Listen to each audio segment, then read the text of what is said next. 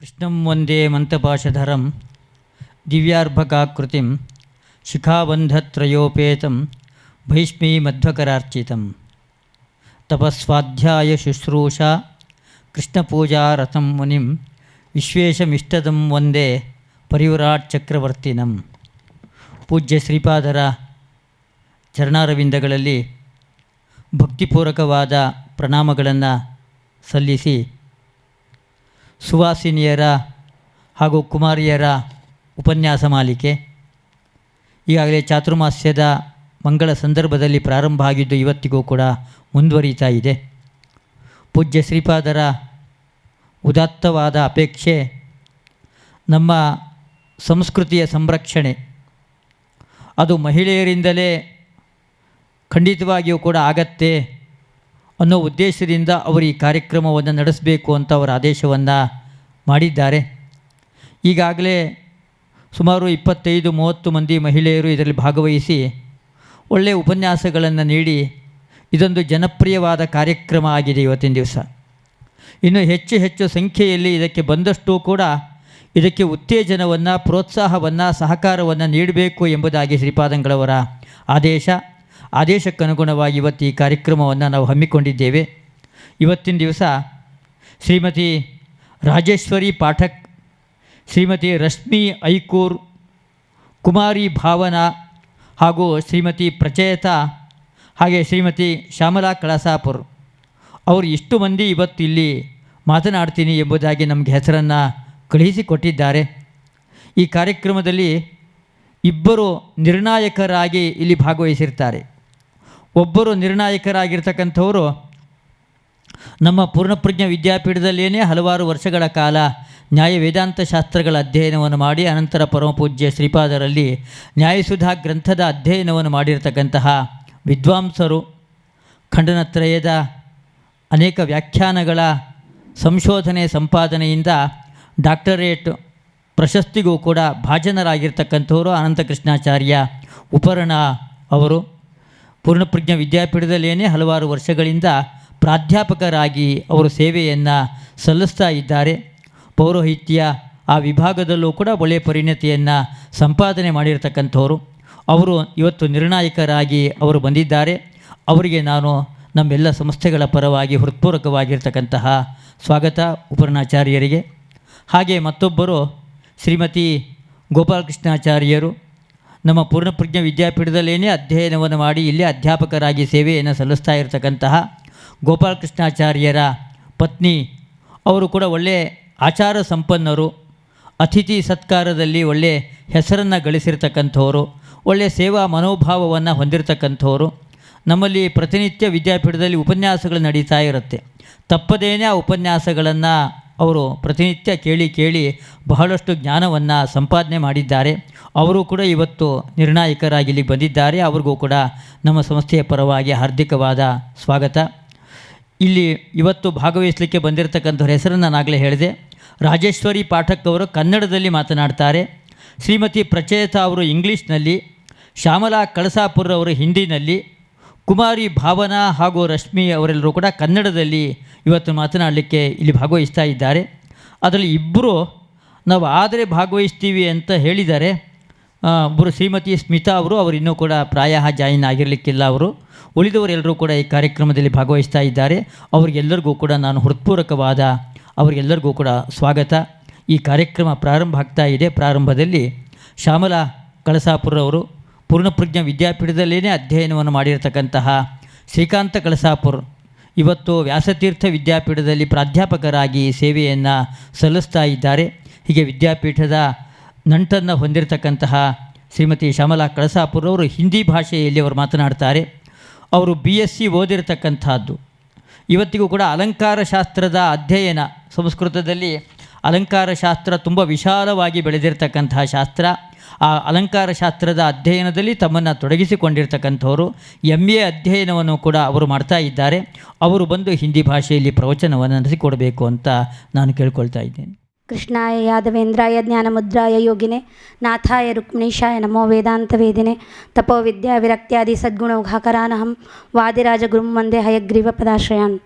पूज्याय राघवेन्द्राय सत्यधर्मरताय च भजतां कल्पवृक्षाय नमतां कामधेनवे नैवेद्यकविशं रामे वीक्षतद्भुक्तिभाद्गुरुः यो दर्शय द्रविं रात्रौ सत्यबोधोऽस्तु मे मुदे तपस्वाध्याय शुश्रूषा कृष्णपूजारतं मुनिं विश्वेशविष्टदं ವಂದೇ ಪರಿವ್ರಾಟ್ ಚಕ್ರವರ್ತಿನಂ. ಇಲ್ಲಿ ಉಪಸ್ಥಿತರಿರುವ ಎಲ್ಲರಿಗೂ ನನ್ನ ಸಾಷ್ಟಾಂಗ ನಮಸ್ಕಾರಗಳು. ಇವತ್ತು ನಾನು ಹಿಂದಿ ಭಾಷೆಯಲ್ಲಿ ಒಂದು ರಾಮಾಯಣದ ಒಂದು ವಿಷಯವನ್ನು ಪ್ರಸ್ತುತಪಡಿಸ್ತಾ ಇದ್ದೇನೆ. आज मैं युवा नवा पीढ़ियों के लिए सहायक होने वाला एक विषय है, रामायण का एक विषय है.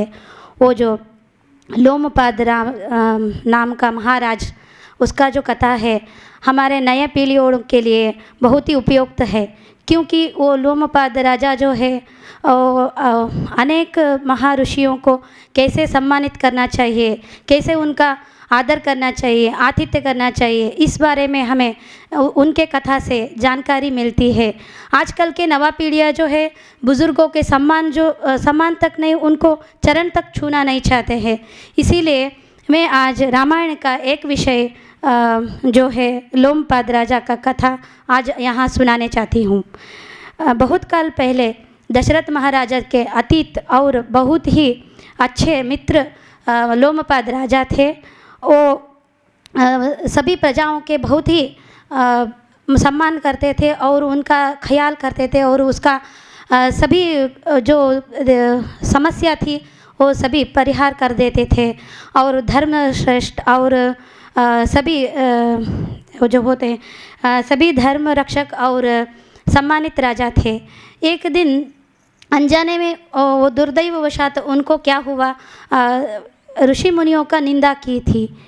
वो उनके अनजाने में हुआ था, लेकिन जो हुआ था वो सच था.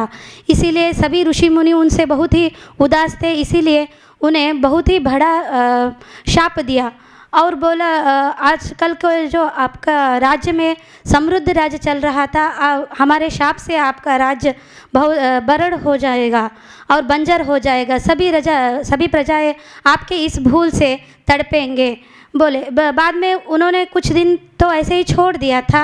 बाद में क्या हुआ, जाते जाते सभी बारिश भी रुक गई और अनाज का एक दाना तब उगने नहीं चला हुआ था. इसीलिए अनाज का जो दाना ही नहीं हुआ तो हर प्रजा कैसे जिएगा, हर प्रजा कैसे आपका काम कैसे करेगा और रोज़ की ज़िंदगी कैसे जिएगा. एक रोटी तक नहीं हो तो बुढ़ापा, सभी लोग तड़पने लगे. एक राजा के लिए युद्ध से ज़्यादा उनका जो प्रजा का जो ख्याल होता है वही बहुत होता है. युद्ध में जो होता है एक जय होता है, एक अपजय होता है, लेकिन जो प्रजा का जो वो रूप होता है उनके लिए बहुत ही मान्य रखता है. अगर एक राजा होके प्रजा को परिस्थिति को नहीं समझेगा तो वो बहुत ही बेकार होता है. इसीलिए वो क्या करता है, ये प्रजा का जो समस्या ही बहुत ही बड़ा हो जाता है जाके. बाद में वो क्या करता है, हर ऋषि मुनि से पूछता है, हर उनके बुज़ुर्गों से पूछता है, मैं इस शाप से कैसे मुक्त हो जाऊं, मैं इसका समस्या के कैसे हल करूं, मुझे समझ में नहीं आ रहा है जी. बाद में वो जाके बोलता है, अच्छा सभी लोग ये सलाह देते हैं, एक महा तपस्वी राजा है, वो अगर आप उस महर्षि को या आपके यहाँ चरण रखते हुए ही आपका जो समस्या है पूरी तरह से हल हो जाएगा. बाद में जो आपका जो राज्य होगा बहुत ही समृद्ध राज्य बन जाएगा. आप जो राजा पहले थे वैसे ही महाराजा और प्रजावादी राजा होंगे, ऐसे बोलते हैं. बाद में वो उसका समस्या जो हो ऐसा ही सुलभ से नहीं सुलझाने वाली थी, क्योंकि जो वो महर्षि थे ऋष्यशृंग नाम के महर्षि थे, उन्हें यहाँ पे लेके आने के लिए बहुत बड़ा समस्या थी. क्योंकि उनके जो पिताजी है वो विभांडक नाम के महर्षि, वो विभांडक के महान महर्षि के पुत्र जो ऋष्यशृंग थे, उन्हें विभांडक ऋषि ने बहुत ही अच्छे से पाले हुए थे. और उन्हें जो प्रकृति में जो होता था उसके बारे में कुछ भी भनक नहीं लगना चाहिए, ऐसे गुप्त रूप से उन्हें वो पाले थे, क्योंकि उनके जो पुत्र थे बहुत ही मेधावी और बहुत ही तपस्वी और महायज्ञशाली वाले ऋषि थे। इसीलिए वो उनको ज़रा सा भी उसमें दिक्कत ना आए ऐसे वो पाले थे। इसके बाद जो हो गया, एक दिन ये राजा ने अपने समस्या के हल ढूंढते ढूंढते अपने राज्य में ऐसा एक वार्ता चलाई कि हमें कोई भी प्रजा हो हमारे समस्या को हल कर दे तो वो जो मांगेंगे हम उसे वो उपहार में देंगे। अच्छा, कुछ दिन के बाद जो एक बूढ़ी औरत आई और बोली, जी मैं आपके समस्या के उपाय में कर सकती हूँ, मैं उसका हल कर सकती हूँ, अगर आप मुझे एक मौका देंगे तो। अच्छा हुआ, राजा तो बहुत ही प्रसन्न हो गए। अच्छा, इतने दिन जाने के बाद भी मुझे एक हल मिल गया। अच्छा, आपको क्या चाहिए, आपको क्या सहूलियत चाहिए, मैं वो सब कुछ करूँगा अगर आप मेरा काम कर देंगी तो। जी अच्छा, वो सभी के लिए मान लिए। बाद में एक वो जो विभांडक नाम के राजा का जो आश्रम था, उसी आश्रम के पास अपने एक घर बसाई। बूढ़ी औरत और उसके परिवार सभी लोग वहीं पे रहने लगे। बाद में जा के हर दिन के लिए रोज़ के जो वस्तु लेने जाते थे, तब एक दिन उसे लकड़ी की आवश्यकता हुई तो उसके जो पोती थी उसे वो सजा कर इसी का अपने कारण के लिए विभांडक नाम के महर्षि के आश्रम के पास छोड़ दी। बाद में वो इतनी नज़दीक जाई कि ऋषिशृंग महर्षि वो लड़की को देखे उतनी नज़दीक हो जा गई। बाद में क्या हुआ, वो ऋषिशृंग महर्षि ने जो संसार में किसी वस्तु के बारे में न जाने, जैसे नवजात शिशु जो होते हैं वैसे थे, एकदम ऐसे बड़ी लड़की को देखे, वैसे सजी हुई लड़की को देखे, वो क्या है, वो वस्तु क्या है, इस बारे में जानने के लिए उत्सुकता हुए। उस उत्सुकता में उन्हें क्या हुआ, उनके तपस के, उनके यज्ञ के बारे में वो छोड़ के किसी अन्य वस्तु पे उसकी रति बढ़ गई। उसके रति बढ़ने पर क्या हुआ, उनके काम में जो कमजोरी पड़ गई। बाद में वो लड़की चली गई। उसके बाद क्या हुआ, विभांडक महर्षि अपने आश्रम के लिए लौटते हैं। लौटने के बाद क्या हुआ, ऋषिशृंग महर्षि को हर दिन के तरह उसके जो किया है, उसके जो आज का क्या क्या तपस हुआ है, यज्ञ हुआ है, उसके बारे में पूछते पूछते उन्होंने पूछा, आज तुमने क्या किया, आज का तपस का कितना हुआ, आपका यज्ञ कितना हुआ, ऐसे पूछते पूछते उन्होंने पूछने लगे। बाद में वो मन बहलाए हुए और अन्य वस्तु पे उनका जो ज्ञान चला गया था, वो उसके बारे में वो उनका पिताजी जान गए। अच्छा, आपको क्या हुआ है, आज आप कुछ विचलित लग रहे हो। जी आज मैंने एक वस्तु देखा, वो मैंने ज़िंदगी में कभी नहीं देखी थी, वो अनोखा वस्तु था, वो उस तरह से मैंने कभी नहीं देखा, उसका ज्ञान ही नहीं है मुझे, वो क्या है, वो कैसा है, मुझे उसके बारे में जानने के लिए बहुत ही उत्सुकता हो रही है। अच्छा, वो आप विभांडक महर्षि जान गए। अच्छा, एक किसी अन्य व्यक्ति का काम है, वो हमारे काम में रुकावट लाना चाहते हैं, हमारे काम में दिक्कत डालना चाहते हैं, इसीलिए उन्होंने क्या किया, अच्छा वो जो वस्तु है वो हमारे विनाशकदायक वस्तु है, हमारे लिए अच्छा नहीं है, वो कोई किसी राक्षस का काम है, आपको वो भटकना चाहते हैं, आपका मार्ग को वो भटकना चाहते हैं, इसीलिए उन्होंने ऐसा काम किया है। आप उस वस्तु के बारे में सोचना छोड़ दीजिए, आपको जो दिन का काम है आप वही कीजिए, वो आपके लिए बहुत ही अच्छा है।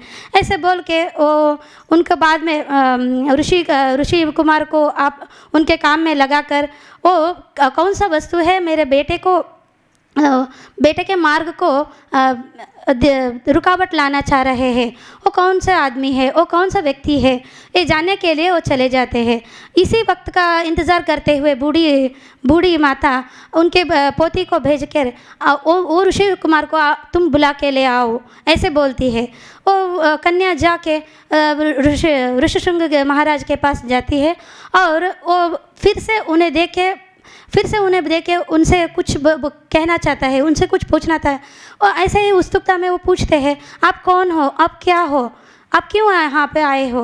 नहीं, मैं एक औरत हूँ, मैं आपको इस धरती के बारे में, इस संसार के बारे में आप जाने तो मेरे साथ आइए, ऐसे बोलती है।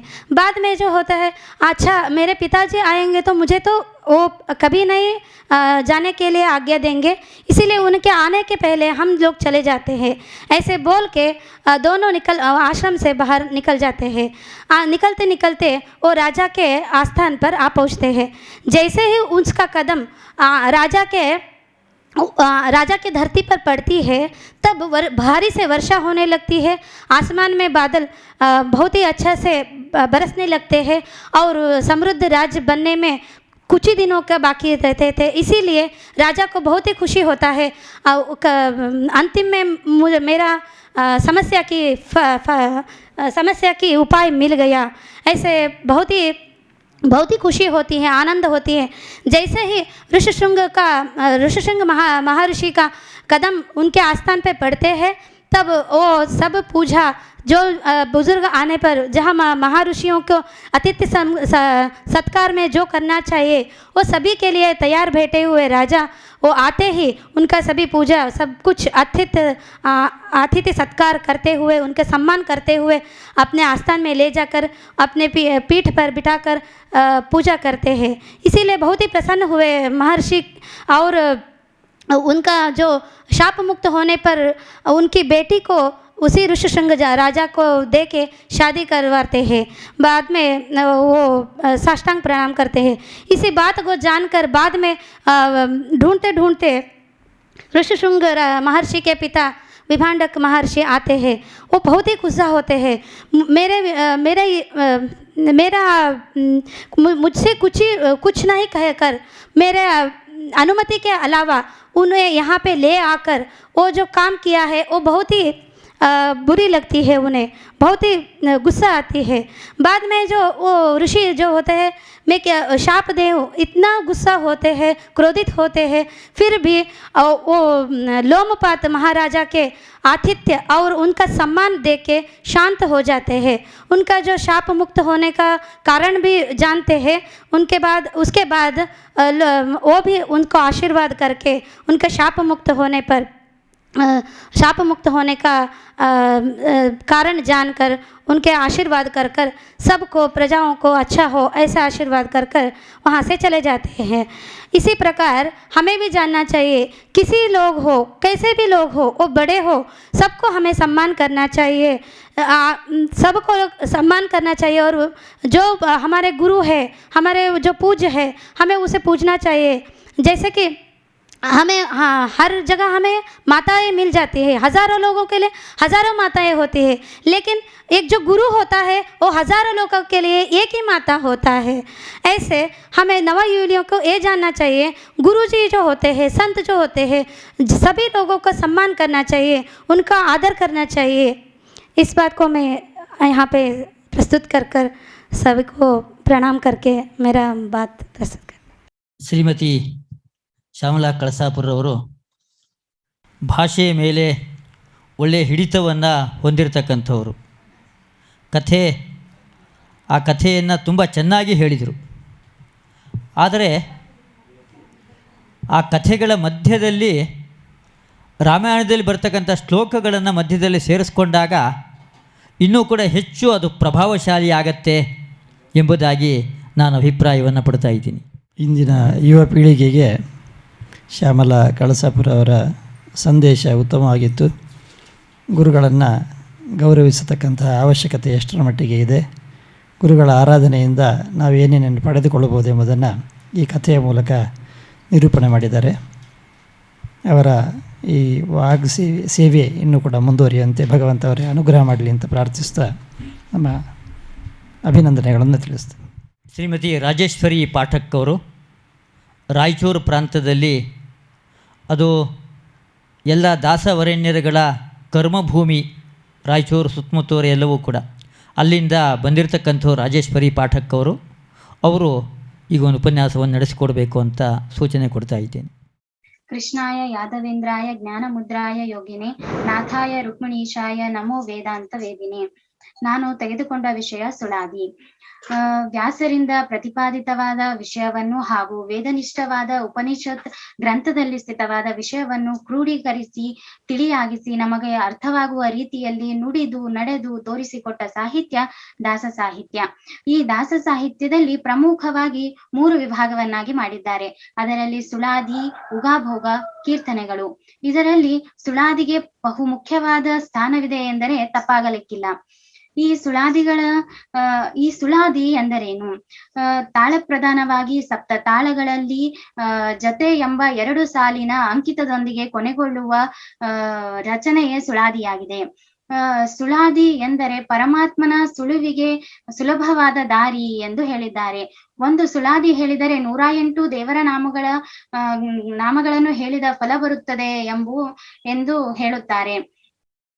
ಈ ಸುಳಾದಿಗಳು ಎಷ್ಟು ವಾಕ್ಯ ಮಾಲೆಗಳಿವೆಯೋ ಅಷ್ಟು ತಾಳಗಳಲ್ಲಿ ಹಾಡಬೇಕು. ಯಾವ ವಾಕ್ಯ ವೃಂದವನ್ನು ಯಾವ ತಾಳದಲ್ಲಿ ಹೇಳಬೇಕು ಎಂಬುದನ್ನು ಸುಳಾದಿಯ ರಚನೆಕಾರರು ತಿಳಿಸಿರುತ್ತಾರೆ. ಈ ಸುಳಾದಿಗಳಲ್ಲಿ ತಾಳಗಳ ಪರಿಚಯ ಮಾಡಿಕೊಡುವುದಾದರೆ, ಸುಳಾದಿಗಳು 7 ಅಥವಾ 5 ತಾಳಗಳಿಂದ ಕೂಡಿರುವುದಾಗಿರುತ್ತದೆ. ಕ್ರಮವಾಗಿ ಧ್ರುವತಾಳ, ಮಟ್ಟತಾಳ, ರೂಪಕ ತಾಳ, ಜಂಪೆ ತಾಳ, ತ್ರಿವಿಡಿ ತಾಳ, ಅಟ್ಟತಾಳ, ಆದಿತಾಳ ಹಾಗೂ ಜತೆ. ಒಂದೊಂದು ತಾಳಗಳಿಗೂ ಒಂದೊಂದು ಪ್ರಮುಖವಾದ ವಿಷಯವನ್ನು ದಾಸರು ತಿಳಿಸಿರುತ್ತಾರೆ. ಹೇಗೆಂದರೆ ಧ್ರುವ ತಾಳದಲ್ಲಿ ದಾಸರು ವಸ್ತು ನಿಷಯವನ್ನು ತಿಳಿಸಿರುತ್ತಾರೆ ಮತ್ತು ಮಟ್ಟತಾಳದಲ್ಲಿ ವಸ್ತುವಿನ ಗುಣಧರ್ಮ ನಿರೂಪಣೆಯನ್ನು ತಿಳಿಸಿರುತ್ತಾರೆ. ರೂಪಕ ತಾಳದಲ್ಲಿ ಗುಣಕರ್ಮ ಕಾರಣ ವಿಮೋಚನೆಯನ್ನು ತಿಳಿಸಿರುತ್ತಾರೆ. ಜಂಪೆ ತಾಳದಲ್ಲಿ ಕಾರಣ ರೂಪ ಹಾಗೂ ಮನಸ್ಸಿನಲ್ಲಿ ಸ್ಥಿತವಾಗುವಂತೆ ಅದನ್ನು ರಚಿಸಿರುತ್ತಾರೆ. ಮತ್ತು ಅಟ್ಟತಾಳದಲ್ಲಿ ಮನೋವೇಗ, ಸ್ತೋತ್ರ, ಸಂಗೀತದಿಂದ ಕೂಡಿರುವುದಾಗಿರುತ್ತದೆ. ಆದಿತಾಳದಲ್ಲಿ ಸ್ತೋತ್ರಾನಂದದಲ್ಲಿ ನಲೆದಾಡುವಂತೆ ಮಾಡುತ್ತದೆ. ಕೊನೆಯಲ್ಲಿ ಜತೆ ಏನೆಂದರೆ ಇಡೀ ಸುಳಾದಿಯ ಅರ್ಥವನ್ನು ಆ 2 ಸಾಲಿನಲ್ಲಿ ದಾಸರು ತಿಳಿಸಿರುತ್ತಾರೆ. ಹೇಗೆಂದರೆ ಹಾಡುಗಳಲ್ಲಿ ಹೇಗೆ ದಾಸರು ಪಲ್ಲವಿಗಳಲ್ಲಿ ಇಡೀ ಹಾಡಿನ ಅರ್ಥವನ್ನು ತಿಳಿಸಿರುತ್ತಾರೆಯೋ ಹಾಗೆ ಸುಳಾದಿಗಳಲ್ಲಿ ಜತೆ ಎಂಬ 2 ಸಾಲಿನಲ್ಲಿ ಇಡೀ ಸುಳಾದಿಯ ಅರ್ಥವು ಅಡಕವಾಗಿರುತ್ತದೆ. ಈಗ ಸುಳಾದಿಗಳು ಅನೇಕ ದಾಸರು ರಚಿಸಿದ್ದಾರೆ. ಪ್ರಮುಖವಾಗಿ ಪುರಂದರದಾಸರು, ವಿಜಯದಾಸರು, ಕನಕದಾಸರು, ಗೋಪಾಲದಾಸರು, ಮೊದಲ್ಕಲ್ ಶೇಷದಾಸರು, ಹೀಗೆ ಅನೇಕ ದಾಸರು ರಚಿಸಿದ್ದಾರೆ. ಅದರಲ್ಲಿ ಪ್ರಚಲಿತವಾಗಿ ವಿಜಯದಾಸರು ರಚಿಸಿರುವ ಪಂಚರತ್ನ ಸುಳಾದಿಗಳು ಬಹು ಪ್ರಚಲಿತವಾಗಿವೆ. ಅದೇ ರೀತಿ ವಿಜಯದಾಸರು ಎಲ್ಲಾ ರೀತಿಯ ಸುಳಾದಿಗಳನ್ನು ರಚಿಸಿದ್ದಾರೆ. ಹೇಗೆಂದರೆ ನಾವು ಪ್ರಾತಃ ಕಾಲದಲ್ಲಿ ಸೃಷ್ಟಿ ಚಿಂತನೆಯನ್ನು ಮಾಡಬೇಕು. ಅದಕ್ಕಾಗಿ ಯಾವ ರೀತಿ ಮಾಡಬೇಕು ಎನ್ನುವ ರೀತಿಯಲ್ಲಿ ಸೃಷ್ಟಿ ಚಿಂತನ ಸುಳಾದಿಯನ್ನು ಮತ್ತು ಮಧ್ಯಾಹ್ನ ಕಾಲದಲ್ಲಿ ಸ್ಮರಿಸಬೇಕಾದ ಗುಣದೇಶ ಕಾಲ ಕರ್ಮದ ಸುಳಾದಿಗಳನ್ನು ಮತ್ತು ಸಾಯಂಕಾಲದಲ್ಲಿ ಸ್ಮರಿಸಬೇಕಾದ ನಾಮ ಪ್ರಶಂಸಾ ಸುಳಾದಿಗಳನ್ನು ಮತ್ತು ರಾತ್ರಿ ಸಮಯದಲ್ಲಿ ಸರ್ವ ಸಮರ್ಪಣೆಯನ್ನು ದಾಸರು ತುಂಬಾ ಚೆನ್ನಾಗಿ ತಮ್ಮ ಸುಳಾದಿಗಳಲ್ಲಿ ನಮಗೆ ಅನುಕೂಲವಾಗುವ ರೀತಿಯಲ್ಲಿ ರಚಿಸಿದ್ದಾರೆ. ಹೀಗೆ ದಾಸರು ಮತ್ತು ವಿಜಯದಾಸರು ಹಬ್ಬದ ಸುಳಾದಿಯನ್ನು ರಚಿಸಿದ್ದಾರೆ. ಹಬ್ಬ ಎಂದರೆ ಬಹು ಸಂಭ್ರಮದಿಂದ ಬರೀ ಅದನ್ನು ಹಬ್ಬವನ್ನು ಆಚರಿಸುವುದಷ್ಟೇ ಅಲ್ಲ, ಹಬ್ಬದಿಂದ ನಾವು ಏನನ್ನು ತಿಳಿಯಬೇಕು, ನಾವು ಹೇಗೆ ಆಚರಿಸಬೇಕು ಎಂಬುದನ್ನು ಸಹ ವಿಜಯದಾಸರು ತಿಳಿಸಿದ್ದಾರೆ. ಅದಕ್ಕೆ ಒಂದು ಉದಾಹರಣೆಯನ್ನು ಪ್ರಸ್ತುತಪಡಿಸುತ್ತೇನೆ. ಹಬ್ಬದ ಸುಳಾದಿಯಲ್ಲಿ ಮಟ್ಟತಾಳದಲ್ಲಿ ದಾಸರು ಈ ರೀತಿಯಾಗಿ ತಿಳಿಸಿದ್ದಾರೆ. ಕಾಮಕ್ರೋಧಗಳ ಬಿಡುವುದೇ ಬಲು ಹಬ್ಬ, ನೇಮನಿತ್ಯವನ್ನು ಮಾಡುವುದೇ ಹಬ್ಬ, ತಾಮಸ ಜನರುಗಳ ಬಿಡುವುದೇ ಮಹಾಹಬ್ಬ, ಕಾಮನ ಉಪಹತಿಗೆ ಅಂಜುವುದೇ ಹಬ್ಬ, ಭೂಮಿಯೊಳಗೆ ಜ್ಞಾನಿ ಯಾಗುಳ್ಳುವುದೇ ಹಬ್ಬ, ಸ್ವಾಮಿ ಮೃತ್ಯ ನ್ಯಾಯ ತಿಳಿಯುವುದೇ ಮಹಾಹಬ್ಬ, ಶ್ರೀ ಮಾರುತ ಮತವ ಹಾರೈಪುದೇ ಹಬ್ಬ, ಯಾಮಕ್ಕೆ ಹರಿಯ ನಾಮ ನೆನೆಯುವುದೇ ಹಬ್ಬ, ಯೋಮ ಗಂಗೆಯ ಜನಕ ವಿಜಯ ವಿಠಲರೇಯ, ಧಾಮವ ಬಯಸುವುದೇ ದರೆಯೊಳು ಬಲು ಹಬ್ಬ. ಈ ರೀತಿಯಾಗಿ ದಾಸರು ತಮ್ಮ ಸುಳಾದಿಗಳಲ್ಲಿ ಬಹು ಸುಂದರವಾಗಿ ನಮಗೆ ತಿಳಿಸಿಕೊಟ್ಟಿದ್ದಾರೆ. ಮತ್ತೆ ಇದೇ ರೀತಿಯಾಗಿ ಶೇಷದಾಸರು ವಾರದ ಸುಳಾದಿಗಳನ್ನು ತಿಳಿಸಿದ್ದಾರೆ. ಯಾವ ಯಾವ ಯಾವ ವಾರದಲ್ಲಿ ಯಾವ ದೇವರುಗಳನ್ನು ನಾವು ಸ್ಮರಿಸಬೇಕು ಎಂಬುದನ್ನು ಶೇಷದಾಸರು ತಮ್ಮ ಸುಳಾದಿಗಳ ಮೂಲಕ ನಮಗೆ ತಿಳಿಸಿದ್ದಾರೆ. ಮತ್ತೆ ಅಭಿನವ ಪ್ರಾಣೇಶದಾಸರು ತಾರತಮ್ಯದ ಸುಳಾದಿಗಳನ್ನು ತಿಳಿಸಿದ್ದಾರೆ. ದೇವತಾ ತಾರತಮ್ಯಗಳನ್ನು ಅದರಲ್ಲಿ ಅವರು ದೇವತೆಗಳು ದೇವರ ಆಜ್ಞೆಯ ಮೇಲೆಗೆ ಅವತರಿಸಿ ಅವರು ಮಾಡಿದ ಕಾರ್ಯಗಳು ಮತ್ತು ಯಾವ ಅವತಾರವನ್ನೆತ್ತರು ಅದರಿಂದಾದ ಉಪಕಾರ ಇದೆಲ್ಲವನ್ನು ಅವರು ತಮ್ಮ ಸುಳಾದಿಗಳಲ್ಲಿ ತಿಳಿಸಿದ್ದಾರೆ. ಒಂದು ರುದ್ರದೇವರ ಸುಳಾದಿ ಉದಾಹರಣೆಗೆ, ಗರಳ ಕಂಠನೆ ಶಿವ ಹರ ಹರ ಮಹಾದೇವ ದುರ್ವಾಸ ಜಿತ ಕಾಮ ದ್ರೌಣಿ ಅಶ್ವತ್ಥಾಮ ಪರಮ ಭಾಗವತ ಶಿರೋಮಣಿ ಶುಕಮುನಿ ಪರಮ ವೈರಾಗ್ಯಾಧಿಪತಿ ಶಂಭು ಪಶುಪತಿ ಕ್ಷಿತಿಧರ ಸ್ಮರಹರ ಸುರವರ ಶಂಕರ ಸಿರಿವರ ಅಭಿನವ ಪ್ರಾಣೇಶ ವಿಠಲನ ಚರಣ ವಾರಿಜ ಭೃಂಗ ಭಕ್ತಾಂತರಂಗ. ಈ ರೀತಿಯಾಗಿ ದಾಸರು ದೇವತೆಗಳ ಅವತಾರತ್ರಯಗಳನ್ನು ತಮ್ಮ ಸುಳಾದಿಗಳಲ್ಲಿ ವರ್ಣಿಸಿ ನಮಗೆ ಸುಲಭವಾಗಿ ಅರ್ಥವಾಗುವ ರೀತಿಯಲ್ಲಿ ತಿಳಿಸಿಕೊಟ್ಟಿದ್ದಾರೆ. ಹೀಗೆ ಅನೇಕ ದಾಸರು ನಮಗೆ ಸುಳಾದಿಗಳನ್ನು ರಚಿಸಿ ಮಹದುಪಕಾರ ಮಾಡಿದ್ದಾರೆ. ಅವರು ಮಾಡಿದ ಕಾರ್ಯಕ್ಕೆ ನಾವು ಆಭಾರಿಯಾಗಿರಬೇಕು. ನಮ್ಮ ಉದ್ಧಾರಕ್ಕಾಗಿ ಮಾಡಿದ ಅವರ ಕಾರ್ಯ ಅದ್ಭುತವಾದದ್ದು. ಇಷ್ಟು ಹೇಳುತ್ತಾ ನನಗೆ ತಿಳಿದಷ್ಟು ಸುಳಾದಿಯ ಬಗ್ಗೆ ಕೊಟ್ಟಿದ್ದೇನೆ. ಇದನ್ನು ಗುರುಗಳಲ್ಲಿ ಮತ್ತು ಆಚಾರ್ಯಗಳಲ್ಲಿ ಸಮರ್ಪಿಸುತ್ತಾ ನನ್ನ ಈ ಚಿಕ್ಕದಾದ ಮಾಲಿಕೆಯನ್ನು ಮುಕ್ತಾಯಗೊಳಿಸುತ್ತೇನೆ. ಶ್ರೀಕೃಷ್ಣ ಅರ್ಪಣಮಸ್ತು. ರಾಜೇಶ್ವರಿ ಪಾಠಕ್ ಅವರು ರಾಯಚೂರು ಪ್ರಾಂತ್ಯದಿಂದ ಇವತ್ತಿನ ದಿವಸ ಅಂತರ್ಜಾಲ ಮೂಲಕ ಉಪನ್ಯಾಸವನ್ನು ಏನು ಮಾಡಿದ್ದಾರೆ. ರಾಯಚೂರು ಮಾನವಿ ಪ್ರಾಂತ್ಯವೇ ದಾಸಶ್ರೇಷ್ಠರ ನಾಡು. ಅಲ್ಲಿಂದ ಅವರು ತಿಳಿಸಿಕೊಟ್ಟಿರ್ತಕ್ಕಂಥ ಈ ದಾಸರ ಸಂದೇಶ, ವಾರಗಳ ಬಗ್ಗೆ ಮಾಹಿತಿ ಇವೆಲ್ಲವೂ ಕೂಡ ಶ್ರೋತೃಗಳಿಗೆ ತುಂಬ ಉಪಯುಕ್ತವಾಗಿರತಕ್ಕಂಥದ್ದು. ಇನ್ನೂ ಅವರಿಂದ ಇಂತಹ ಸಂಗ್ರಹ್ಯವಾಗಿರತಕ್ಕಂಥ ವಿಷಯಗಳು ಜನರಿಗೆ ತಿಳಿಯುವಂತೆ ಆಗಲಿ. ಭಗವಂತ ಅವರಿಗೆ ಇನ್ನೂ ಹೆಚ್ಚಿನ ಇಂತಹ ಉಪನ್ಯಾಸಗಳನ್ನು ಮಾಡತಕ್ಕಂಥ ಅವಕಾಶಗಳನ್ನು ಕೊಡಲಿ ಅಂತ ಬಯಸ್ತಾ ಶುಭ ಹಾರೈಕೆಯನ್ನು ನೀಡುತ್ತೆ.